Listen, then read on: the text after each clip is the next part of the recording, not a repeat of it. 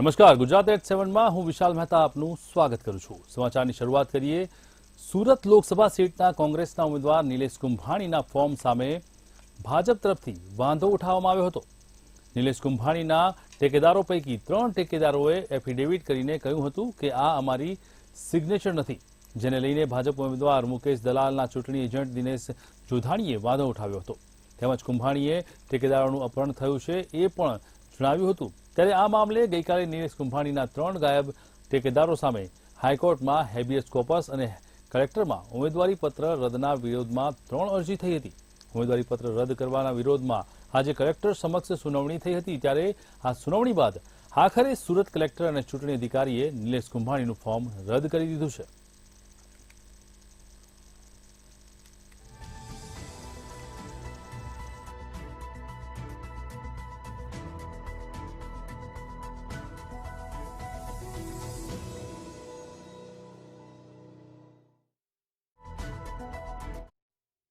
અને સાહેબે કહ્યું કે હું 11 પહેલાં ઓર્ડર કરી દઈશ। 11 પહેલાં ઓર્ડર નહોતો થયો, અમે રાહ જોતા હતા, અત્યારે ઓર્ડર કર્યો છે અને નિલેશ કુંભાણીના 3 ફોર્મ રદ કર્યા છે અને જે સબસ્ટિટ્યૂટ કેન્ડિડેટ ડમી ઉમેદવાર હતા એનો ફોર્મ પણ ઓર્ડર કરીને રદ કર્યો છે। ઓર્ડર કોપી મારી પાસે છે, અભ્યાસ કરવાનું બાકી છે। આગામી શું પગલું રહેશે હવે પાર્ટી નક્કી કરશે। 18મી ટેકેદારો હાજર હતા, પછી એફિડેવિટ કોણ લાવ્યું, કેમ લાવ્યું, શા માટે લાવ્યું, એ ભારતીય જનતા પાર્ટીના ઉમેદવારે સત્તાનું નગ્ન પ્રદર્શન કર્યું છે અને માનનીય TN સેશન સાહેબ, ઇલેક્શન કમિશનર સાહેબ, ચુકાદો સવારે 9 વાગે આપવો જોઈએ, તેની જગ્યાએ હજુ સુધી લેખિત ચુકાદો આપતા નથી। સમય દરમિયાન અમે જે વાંધા અરજી આપી હતી ફોર્મ નંબર 7, 8 અને 9 નિલેશભાઈ કુંભાણીની અને ડમી તરીકે સુરેશભાઈ પડસાળા ફોર્મ નંબર 14, આજે બંને પક્ષની દલીલ થતાં જે નિર્ણય આવ્યો છે 7, 8, 9 એ ફોર્મ અમાન્ય થયા છે અને 14 નંબરનું ફોર્મ પણ અમાન્ય છે, એટલે બંને ફોર્મ રદ થયા છે। એટલે આપણે માહિતી આપો। 7, 8, 9 એ કોણ હતું? એ નિલેશભાઈ કુંભાણી અને 14 નંબરનું ફોર્મ છે તે સુરેશભાઈ પડસાળા જે ડમી છે। જી બિલકુલથી સુરત શહેરમાં જે ચાલી રહેલો હાઈ વોલ્ટેજ ડ્રામા જે છે તેનો અંત આવ્યો છે અને કોંગ્રેસના જે ઉમેદવાર સામે જે ક્યાંક ને ક્યાંક આખી જે વાત સામે આવી હતી તેમના ફોર્મ જે છે રદ થયા છે। સુરતના કોંગ્રેસના ઉમેદવાર નિલેશ કુંભાણી અને તેમના જ કોંગ્રેસના ડમી ઉમેદવાર સુરેશ પડસાળા છે, આ બંનેના ફોર્મ જે છે રદ થયા હતા। સમગ્ર ઘટનાની વાત કરીએ તો આ છે ઉમેદવારો તેમના જે ટેકેદારો હતા તે ટેકેદારો દ્વારા એફિડેવિટ રજૂ કરવામાં આવ્યું હતું અને છેલ્લા દિવસે જે પ્રકારે ફોર્મ ચકાસણીનો જે દિવસ હતો ત્યારે એફિડેવિટ રજૂ કરીને તેવું કહેવામાં આવ્યું હતું કે જે ફોર્મમાં તેમણે ટેકેદાર તરીકે સહી કરી છે તે સહી તેમની નથી પરંતુ કોઈ અન્યની છે। એટલે આ એફિડેવિટ રજૂ કરતાની સાથે જ આ જે ભારતીય જનતા પાર્ટી મુકેશ દલાલના જે ભાજપના જે ચૂંટણી જે એજન્ટ છે તે એજન્ટ દિનેશ જોધાણી દ્વારા આ સમગ્ર મામલે વાંધો ઉઠાવવામાં આવ્યો હતો અને વાંધો ઉઠાવ્યા બાદ આ સમગ્ર બાબતે તપાસ શરૂ કરવામાં આવી હતી, જેમાં એફિડેવિટ રજૂ કરવામાં આવ્યો હતો અને તેને જ લઈને આખી જે સુનાવણી છે તે હાથ ધરવામાં આવી હતી, જેમાં ગત રોજ નિલેશ કુંભાણીને 4 વાગ્યા સુધીનો સમય આપવામાં આવ્યો હતો। ત્યારબાદ નિલેશ કુંભાણીએ અને તેમના વકીલોએ સમયની માંગ કરી હતી, જેથી આજે 9 વાગ્યા સુધીનો સમય આપ્યો હતો અને 9 વાગ્યે હિયરિંગ સાંભળવા માટે આવવા માટે ફરમાન કર્યું હતું, જેથી નિલેશ કુંભાણી જે છે 9 વાગ્યે આવ્યા હતા। તે દરમિયાન ક્યાંક ને ક્યાંક કહી શકાય કે તેમના જે ટેકેદારો છે તે ટેકેદારોમાં પણ ગતરોજ જે નિલેશ કુંભાણી છે તેમણે આક્ષેપ કર્યા હતા કે તેમના ટેકેદારોનું અપહરણ કરી લેવામાં આવ્યું છે અને તે જ મામલે જે ઉમરા પોલીસ મથક છે ત્યાં અરજી પણ કરવામાં આવી હતી। સાથે સાથે કહી શકાય કે તેમના જે વકીલો છે તેમણે પણ આક્ષેપબાજી કરી હતી અને આ તેમના જે ટેકેદારો છે તે પણ ક્યાંક ગાયબ થઈ ગયા છે અને તે પણ કોઈ પ્રકારની તેમની ભાળ નથી મળી રહી તે પ્રકારની માહિતી પણ તેમણે શેર કરી હતી। ત્યારે મહત્વનું કહી શકાય કે આજે નિલેશ કુંભાણી જ્યારે નિવેદન માટે હાજર થયા અને હિયરિંગ માટે હાજર થયા તે દરમિયાન તેમણે એવું કહ્યું હતું કે રમેશ પોલના જે તેમનો ભાગીદાર છે તે 10 વાગે આવી જશે અને ટેકેદારીમાં નામ જે છે તે નોંધાવશે, પરંતુ 10ના 2 વાગ્યા ત્યાર સુધી પણ આ જે રમેશ પોલરા છે તે હાજર નથી થયો। તેને જ લઈને નિલેશ કુંભાણી જે છે એમનું ફોર્મ રદ કરવામાં આવ્યું છે, કારણ કે જે પ્રકારે કહી શકાય કે કાયદાકીય રીતે 3માંથી 1 ટેકેદારો હોવો જોઈએ। નિલેશ કુંભાણીએ 3 ફોર્મ ભર્યા હતા, પરંતુ 3માંથી એકેય ટેકેદાર આ જવાબ લખાવવા માટે હાજર થયો ન હતો અને ત્રણેયના એફિડેવિટ જે પ્રકારે પડ્યા હતા તેનાથી જે પ્રકારે નિલેશ કુંભાણી છે તેમની સામે પુરાવા સામે આવ્યા હતા કે આ સાઇન જે છે તે તેમના ઉમેદવારો જે ટેકેદારો છે તેમની નથી. એટલે કહી શકાય કે જે પ્રકારે નિલેશ કુંભાણીના જે ટેકેદારો હતા તે ટેકેદારોએ જે પ્રકારે એફિડેવિટ રજૂ કર્યા હતા અને તેમને લઈને નિલેશ કુંભાણીનું ફોર્મ રદ થયું હતું, જેમાંથી રમેશ પોલરા, જગદીશ સાવલિયા અને ધ્રુવિન ધામેલિયા આમાં આ ત્રણેય ટેકેદારો છે તે નિલેશ કુંભાણીના હતા. જેમાંથી આ રમેશ પોલરા છે તેમનો વ્યવસાય ભાગીદાર છે, ત્યારે જગદીશ સાવલિયા જે છે તેમનામાં સગા બન્યું છે અને ધ્રુવિન ધામેલિયા છે તેમનો ભાણેજ છે. ત્યારે આ સમગ્ર મામલે કોંગ્રેસના નેતાઓએ પણ નિલેશ કુંભાણી સામે આક્ષેપ કર્યા હતા કે તેમના જે ટેકેદારો છે તે તેમના પરિવારના જ કેમ છે, કેમ કોંગ્રેસના કોઈ કાર્યકર્તાઓ નથી રાખવામાં આવ્યા. આ એક ચાલ છે, તે પ્રકારે રૂપિયા ખાઈ લીધા છે અને ભારતીય જનતા પાર્ટી તેમજ નિલેશ કુંભાણી અને તેમના ટેકેદારો સામે પણ ગંભીર આક્ષેપ થયા હતા. તો બીજી બાજુ જોવા જઈએ તો સુરેશ પડસાળા જે કોંગ્રેસના ડમી ઉમેદવાર હતા તેમનો જે કહી શકાય વિશાલ કોરડિયા તે પણ હાજર થયો ન હતો. આમ નિલેશ કુંભાણી અને તેમના ડમી જે ઉમેદવાર હતા જેમનું ફોર્મ ભરવામાં આવ્યું હતું તે બંનેના ફોર્મ જે છે તે રદ થયા છે. હાલ મહત્વનું કહી શકાય કે સુરતમાં 8 જેટલા ફોર્મ જે છે તે માન્ય રાખવામાં આવ્યા છે, ત્યારે બાકીના જે કોંગ્રેસના બંને જે કહી શકાય કે ઉમેદવારો હતા તેમના બંનેના ફોર્મ રદ થયા છે, સાથે 2 અન્ય અપક્ષોના પણ ફોર્મ જે છે તે રદ થયા છે અને ભાજપના ડમી ઉમેદવારનું પણ ફોર્મ રદ થયું છે. આમ અત્યારે સુરત શહેરની અંદર 8 જેટલા ફોર્મ જે છે તે માન્ય રહ્યા છે અને એટલી બધી અટકળો બાદ જે પ્રકારે નિલેશ કુંભાણીનું ફોર્મ જે છે તે રદ થયું છે તેને લઈને અનેક ચર્ચાઓનો દોર જે છે તે શહેરમાં વહેતો થયો છે. અને મહત્વનું કહી શકાય કે જે પ્રકારે સુરત શહેરના રાજકારણમાં જે હાઈ વોલ્ટેજ આખો ડ્રામા ઉભો થયો હતો તેનો અંત આવ્યો હતો. અંતે નિલેશ કુંભાણી તેમજ તેમના ડમી ઉમેદવાર સુરેશ પડસાળા જે છે તેમનું ફોર્મ રદ થયું હતું. એટલે સ્પષ્ટ કહી શકાય કે આ વખતની લોકસભાની ચૂંટણીમાં સુરતમાંથી કોંગ્રેસના ઉમેદવારો ચૂંટણી નહીં લડી શકે અને ચૂંટણીમાં કોંગ્રેસના ઉમેદવારો જે છે તે નહીં હોય. જી તો સુરતના કોંગ્રેસના ઉમેદવાર નિલેશ કુંભાણીનું ફોર્મ રદ થઈ ગયું છે. નિલેશ કુંભાણીની ઉમેદવારી રદ થતા અંગે શક્તિસિંહ ગોહિલે ભાજપ પર આક્ષેપ કર્યા છે. તેમણે કહ્યું છે કે કાયદાની જોગવાઈ મુજબ જો ઉમેદવારી પત્રમાં ટેકેદારની સહી ના હોય તો ઉમેદવારી રદ થાય. ઠેકેદાર ફોર્મ ભરાઈ ગયા બાદ કહે કે મારી સહી નથી તો ફોર્મ રદ ના થાય.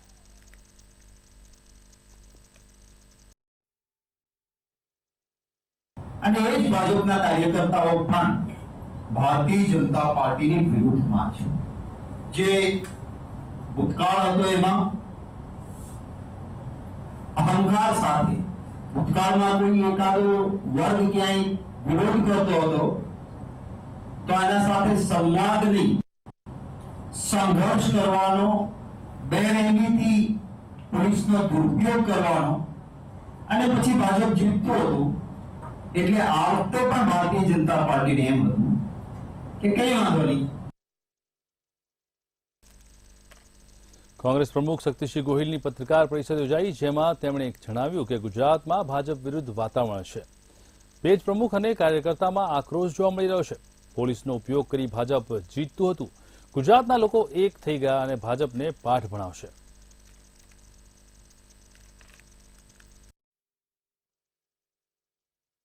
ગુજરાતમાં ભારતીય જનતા પાર્ટીની વિરુદ્ધનું વાતાવરણ છે. જ્યાં એમના ઉમેદવારો જાય છે ત્યાં જાકારો મળે, લોકો અણિયાળા પ્રશ્નો પૂછીને બેરોજગારી, પેપર ફૂટે, બ્રિજ તૂટે, ખેડૂતના ડુંગળીના ભાવ કે કપાસના ભાવ, પાણી, જીએસટી અનેક મુદ્દે ઝડી વરસાવે છે. અમદાવાદ સહિત સમગ્ર રાજ્યમાં ગરમીનો પારો ઘટ્યો છે, ત્યારે તમામ જિલ્લાનું મહત્તમ તાપમાન 37.6 થી 39 ડિગ્રી સુધી પહોંચ્યું છે. જ્યારે આગામી 48 કલાક બાદ એકવાર ફરી ગરમી વધવાની શક્યતાઓ છે. વેસ્ટર્ન ડિસ્ટર્બન્સથી પવનની દિશા બદલાઈ છે, જેના કારણે પવનની દિશા બદલાતા ગરમીનો પારો ગગડ્યો છે.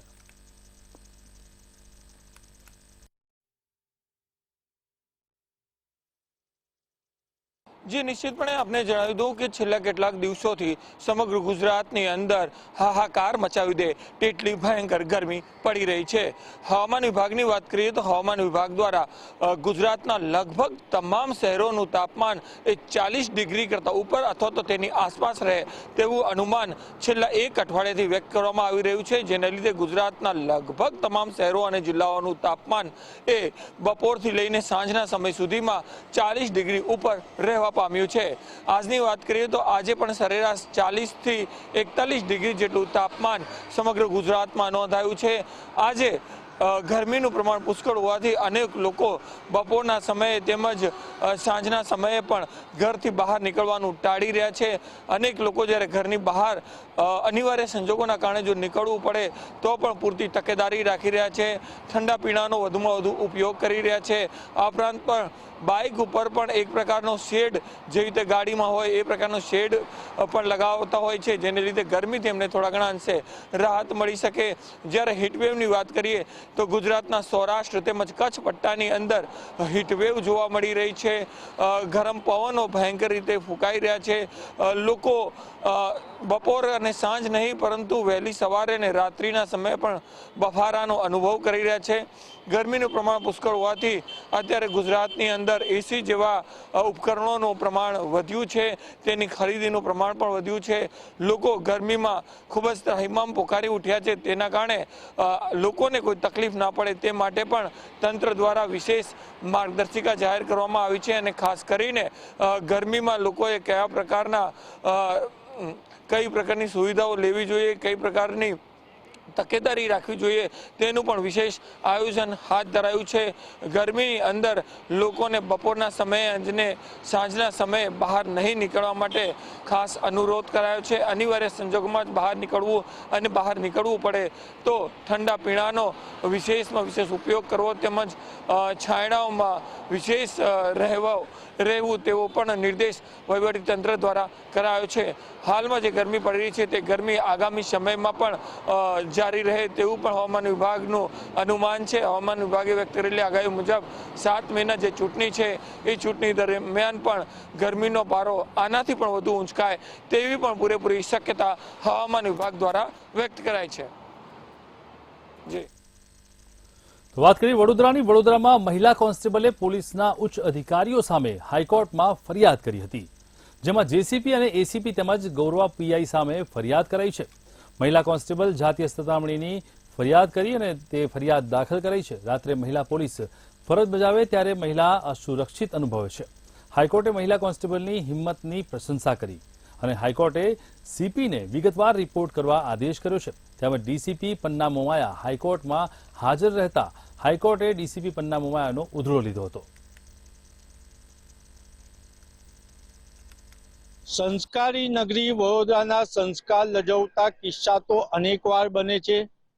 ગૃહિણી હોય, મહિલા હોય, વિદ્યાર્થીની પર દુષ્કર્મ થવું તેમજ દુર્વ્યવહાર થયેલાની ફરિયાદો અનેક વખત પોલીસ સ્ટેશનમાં નોંધાય છે। ત્યારે વડોદરા શહેર પોલીસને શર્મસાર કરતો કિસ્સો ગુજરાત હાઈકોર્ટ સુધીને પહોંચ્યો છે। મહિલાઓ પર અત્યાચાર થાય ત્યારે મહિલાઓ પોલીસ સ્ટેશન જાય છે, ત્યારે મહિલા પોલીસ કોન્સ્ટેબલ સાથે જ પોલીસ દમન અને જાતીય સતામણીનો કિસ્સો ગુજરાત હાઈકોર્ટ પહોંચ્યો છે। વાત છે વડોદરા સંસ્કારી નગરીના ગોરવા પોલીસ સ્ટેશનની। ગોરવા પોલીસ સ્ટેશનના મહિલા કોન્સ્ટેબલે હાઈકોર્ટમાં દાદ માંગી છે અને કહ્યું છે કે મારી સાથે પોલીસ સ્ટેશનમાં પોલીસ દમન થયું છે અને જાતીય સતામણી થઈ છે અને આ કિસ્સામાં એમને જોઈન્ટ સીપી, એસીપી, પીઆઈ સહિતનાને સસ્પેન્ડ કરવાની માંગ કરી છે। નામદાર હાઈકોર્ટે આ સમગ્ર કિસ્સાને ખૂબ ગંભીરતાથી લીધો છે અને વડોદરા પોલીસના જાબાજ મહિલા ડીસીપી પન્ના મોમૈયાને રૂબરૂ નિવેદન લેવા બોલાયા હતા। પણ મહિલા જાબાજ પોલીસ ઓફિસરે એમનું નિવેદન પણ નોંધાવ્યું છે। ત્યારે નામદાર હાઈકોર્ટે એ પણ ટકોર કરી છે કે આ કિસ્સામાં વાત પોલીસ સ્ટેશનની હતી અને મહિલા કોન્સ્ટેબલે ખરેખર તો અભિનંદનને પાત્ર છે। એને પુરસ્કાર આપવો પડે કે એને હિંમતથી એમના ઉપલા અધિકારીઓની સતામણીની ફરિયાદ કરી છે। ત્યારે તેના માતા પિતાને બોલાવી એમનું નિવેદન લેવું એને પણ ગંભીરતાથી હાઈકોર્ટે લીધું છે અને ટકોર પણ કરી છે। ત્યારે આજે સંસ્કારી નગરીમાં એક જ ચર્ચા છે કે બેટી બચાવો, બેટી પઢાઓની વાત કરતી સરકારના રાજમાં મહિલા કોન્સ્ટેબલ સુરક્ષિત ના હોય, મહિલા કોન્સ્ટેબલ પોલીસ સામે જ ફરિયાદ નોંધાવે, તો વડોદરા શહેરની સંસ્કારી નગરજનોની બહેનો કેટલી સલામત, તેવું આજે મહિલાઓ ખાનગીમાં ચર્ચા કરી રહી છે. આજે ખાનગીમાં મહિલાઓ તો એ પણ ચર્ચા કરી રહી છે કે સરકાર ગુલબાંગ પુકારતી હોય અને જ્યારે વડોદરા શહેરની મહિલાઓ જ પોલીસ સાથે સુરક્ષિત છે તેવું માનતી હોય, ત્યારે મહિલા કોન્સ્ટેબલ જ જો પોલીસથી સુરક્ષિત ના હોય તો સંસ્કારી નગરજનોની બહેનો કેટલી સુરક્ષિત? ખૂબ ગંભીર વિષય, ખૂબ હાઈકોર્ટે ગંભીરતાથી લીધી છે. હવે એ જ જોવું રહ્યું વડોદરા શહેરના નવનિયુક્ત પોલીસ કમિશનર આ બાબતને કેટલી ગંભીરતાથી લે છે. રાજ્યમાં દારૂનો ઘુસાડવા માટે બુટલેગર નવો કિમિયો કરતા ઝડપાયા છે. વાપી તરફથી વડોદરા અમદાવાદ થઈ જામનગર લઈ જવાતો દારૂ વડોદરા અમદાવાદ એક્સપ્રેસ હાઈવે પર ઝડપાઈ ગયો છે. ભારત પેટ્રોલિયમના ટેન્કરમાં દારૂ લઈ જવાતો હતો. પોલીસે રાજસ્થાનના ટેન્કર ચાલક ખિયારામ મંગારામ જાટની ધરપકડ કરી છે. તેમજ પોલીસે દારૂના જથ્થા સહિત 61,03,000નો મુદ્દામાલ પણ જપ્ત કર્યો છે.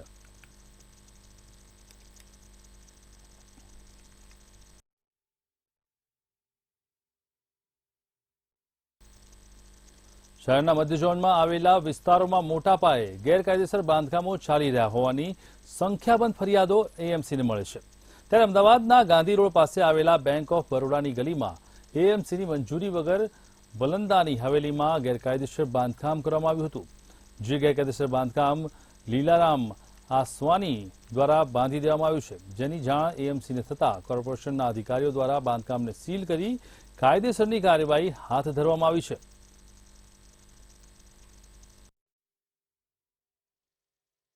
હેરિટેજ સિટી અમદાવાદના મધ્ય ઝોન વિસ્તારમાં ગેરકાયદેસર બાંધકામોનો રાફડો ફાટ્યો તેવું સ્પષ્ટપણે લાગી રહ્યું છે. અમદાવાદના કાલુપુર, દરિયાપુર, શાહપુર, ખાડિયા અને જમાલપુર વિસ્તારમાં ગેરકાયદેસર બાંધકામ છે. તે ગેરકાયદેસર બાંધકામ ભૂમાફિયાઓ અને બિલ્ડરોની મદદથી અને સરકારી અધિકારીઓના મદદથી ક્યાંક ને ક્યાંક બનાવવામાં આવતું હોય તેવું સ્પષ્ટપણે લાગી રહ્યું છે. હાલ જો વાત કરવામાં આવે તો અમદાવાદમાં આવેલા જે રોડ છે તે રોડ ખાતે જે ગેરકાયદેસર જે બાંધકામ છે તે બાંધકામ બનાવી દેવામાં આવ્યું છે. પરંતુ જે પ્રમાણે જે નોટિસ છે તે નોટિસ અમદાવાદના મધ્ય ઝોનના ઓફિસર તરીકે આપવામાં આવી છે અને કામ છે તે કામ રોકી દેવામાં આવ્યું છે. જો વાત કરવામાં આવે તો જે પ્રમાણે જે પ્રતાપ સિનેમાની ગલી, વાલંદાની હવેલી, બેંક ઓફ બરોડાની પાસે ગાંધી રોડ ખાતે જે બાંધકામ છે તે બાંધકામ અમદાવાદ મ્યુનિસિપલ કોર્પોરેશન દ્વારા સીલ કરવામાં આવ્યું છે. હાલ તો જે ગેરકાયદેસર બાંધકામ છે તે ગેરકાયદેસર બાંધકામ કોર્પોરેશન દ્વારા જે સીલ છે તે સીલિંગની પ્રક્રિયા છે તે પ્રક્રિયા હાથ ધરવામાં આવી છે. અને સાથે જો વાત કરવામાં આવે તો જે પ્રમાણે હેરિટેજ સિટીનો જે દરજ્જો છે તે દરજ્જાને લઈને ક્યાંક ને ક્યાંક જે ભૂમાફિયાઓ છે અથવા તો જે બિલ્ડરો છે અથવા તો જે સરકારી અધિકારીઓની રહેમ નજર હેઠળ જે અમદાવાદના મધ્ય ઝોનમાં જે ગેરકાયદેસર બાંધકામોનો જે રાફડો ફાટ્યો છે તેના કારણે ક્યાંક ને ક્યાંક અમદાવાદનો હેરિટેજનો દરજ્જો છે તે આગામી દિવસોમાં તેની પર લાંછન રૂપ લાગે તેવી સંભાવનાઓ રહેલી છે. કેમેરામેન રાહુલ સાથે રવિ ભાવસાર, મંતવ્ય ન્યૂઝ, અમદાવાદ. વાત કરીએ વડોદરાની. વડોદરા છાણી સમા કેનાલ રોડ પર સોલર પેનલ સાફ કરવા ચડેલા કર્મચારીના મોતનો મામલો સામે આવ્યો છે. મેગા એન્જિનિયરિંગ એન્ડ ઇન્ફ્રાસ્ટ્રક્ચર લિમિટેડના પાયે યુવકે જીવ ગુમાવ્યો હોય તેવા પરિવારોનું જાણ કરતા આક્ષેપ કરવામાં આવ્યો છે. ચંદ્રેશ અગ્રવાલના પરિવારને મૃતદેહ સ્વીકારવા ઇનકાર કર્યો હતો. Mega engineering and infrastructure limited સામે પોલીસ કેસ દાખલ કરે તેવી પરિવારની માંગ છે. ગુજરાતમાં મુખ્યમંત્રી આજે વડોદરાની મુલાકાતે છે, ત્યારે ચંદ્રેશ અગ્રવાલનો પરિવાર સમાજ સાથે રજૂઆત કરવા પહોંચ્યો તેવી શક્યતા છે. ચંદ્રેશ અગ્રવાલનો પરિવાર સમાજની સાથે કલેક્ટર કચેરી રજૂઆત કરવા જ ગયો હતો અને સાથે જ તે હવે આગળ કાર્યવાહી કરવા માટેની માંગ કરી રહ્યો છે. વડોદરા શહેરમાં કોન્ટ્રાક્ટર રાજ, હરની તલાવ બોટ દુર્ઘટના કોટિયા પ્રોજેક્ટના લીધે થયું અને ગઈકાલે સમા છાણી કેનાલ પર સોલાર પેનલ આવી છે અને સોલાર પેનલ સાફ કરવા ચડેલા ચંદ્રેશ અગ્રવાલનું મૃત્યુ થયું છે. આમાં મેગા એન્જિનિયરિંગના કોન્ટ્રાક્ટરના પાપે ચંદ્રેશ અગ્રવાલનું મોત થયું છે અને પરિવાર ચંદ્રેશ અગ્રવાલની બોડી સ્વીકારવા તૈયાર નથી. આપણે ચંદ્રેશ અગ્રવાલના ભાઈને પૂછીશું, શું કહો છો? તમારા ભાઈનું મૃત્યુ થયું અને તમે એનો મૃતદેહ સ્વીકારવા તૈયાર નથી, કેમ? હું જરા પણ સ્વીકારવા માટે તપ્તર નથી, કારણ કે 2 દિવસથી ફાયર બ્રિગેડની જે કામગીરી પર તંત્ર નિષ્ફળ ગયું છે.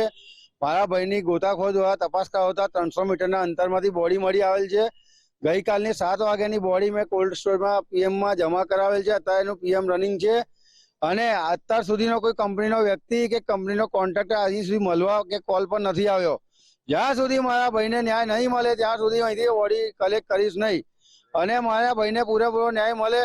આજે મારો ભાઈ પડ્યો છે, કાલે કોઈ બીજો છોકરો પડે, આપણો ભાઈ છે, ગમે તે હોય, બધાને ન્યાય જોઈએ. આ ન્યાય નહીં મળે ત્યાં સુધી બોડી પર નહીં ઉઠવાનું, ધરણા દઈને બેસી રહીશ. પણ મહત્વની બાબત એ છે કે જે ચંદ્રેશ અગ્રવાલનો મૃતદેહ કેનાલમાંથી કાઢવામાં આવ્યો એ તો કર્મચારીના જ માણસો ગોતાખોરે કર્યો છે ને. હા સાહેબ, એમાં મેં 3200 થી 3500 રૂપિયા પે કરીને પ્રાઇવેટમાં બોલાવીને તપાસ કરાવતા ઊંડાણપૂર્વક એ ભાઈની મહેનતની કામને સરાહનીય કરું છું કે એમને મને શોધી આપ્યું 300 થી 400 મીટરની અંદર એમની. અને ફાયર બ્રિગેડ જેમ એમ બોડી કાઢતા ફાયર બ્રિગેડ આગળથી પાછળ બોડી કાઢવા આવી ગઈ, પણ એમને જે કામગીરી કર્યો તો 2 દિવસ મારા ભાઈને પાણીમાં ના રહેવું. એવું માનો છો એટલે કે કોન્ટ્રાક્ટર મેગા એન્જિનિયરિંગના કારણે તમારા ભાઈનો જીવ ગયો છે?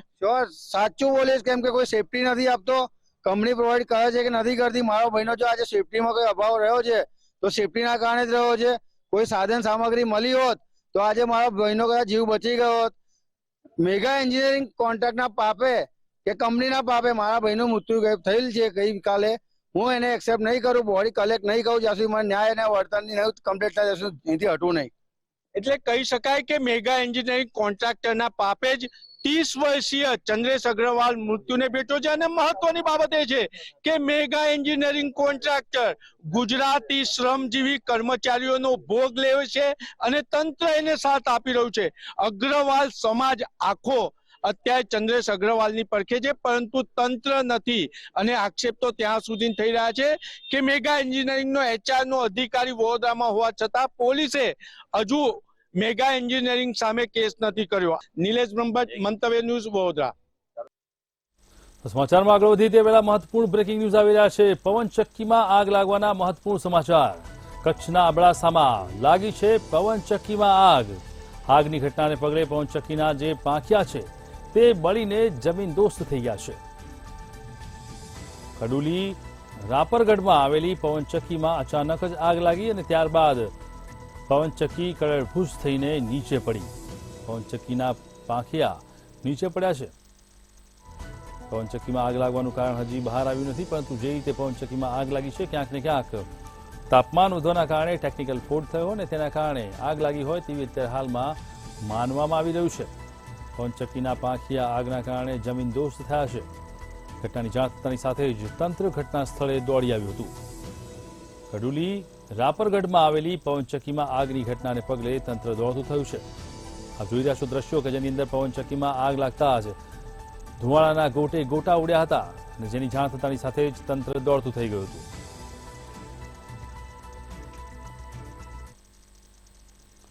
વાત કરીએ અમદાવાદની. અમદાવાદમાં વરરાજાએ વરઘોડામાં જ હાથી પર સવાર થઈને હવામાં ફાયરિંગ કર્યું હોવાની ઘટના સામે આવી છે. અંબાવાડીમાં ભુદરપુરામાં વરરાજાનો ફાયરિંગ કર્યાનો વિડીયો વાયરલ થયો છે અને આ વિડીયો વાયરલ થતાં સ્થાનિક પોલીસ તાત્કાલિક લગ્ન સ્થળ પર પહોંચી ગઈ હતી અને આ મામલે તપાસ હાથ ધરી. ત્યારે પોલીસ તપાસમાં ફાયરિંગ એરગનથી થયું હોવાનું સામે આવ્યું છે, જેમાં પોલીસે વરરાજાની એરગન કબજે લઈ અને કાયદેસરની કાર્યવાહી હાથ ધરી છે.